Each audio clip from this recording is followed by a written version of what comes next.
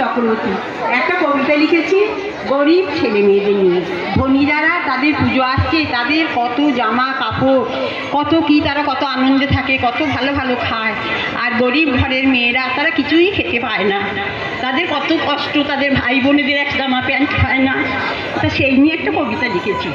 যতই জ্বালাও আলো, ফ্ল্যাটের কাছেতে কত আবর্জনা জড়ো করে রাখা আছে, হঠাৎ আমি দেখিতে পাইব দুটি মেয়ে আসিয়াছে।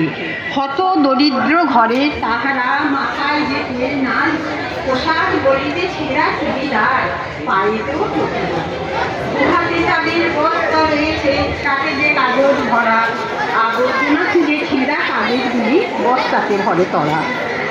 সাথে কিছু খেলনাও পেল, বড় খুশি দুইজনে। ঘর সাফ করে ফেলিয়াছে কেউ, ওরা পেল সন্ধানে। কত কল্পনা করে দুইজনে, ভাই বোনে দেবে এসব, নতুন কিনবে পয়সা কোথায়, আসিছে পূজা উৎসব।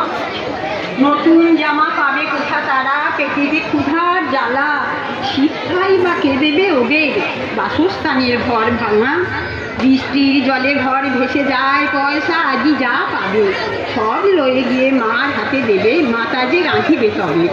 চোখে আমার জল এসে যায় তাদের সব কথা শুনে, অন্ন বস্ত্র শিক্ষা এসব পাবে তারা কোনখানে। পূজা উৎসব সার্থক হবে এরা যদি থাকে ভালো, না হলে যেসব বিফলে যাবে গো, যতই জ্বালাও আলো। অসংখ্য ধন্যবাদ আমাদের বিশেষ অতিথি মাননীয় তৃপ্তি চক্রবর্তী মহাশয়কে, যিনি অনেক বাধা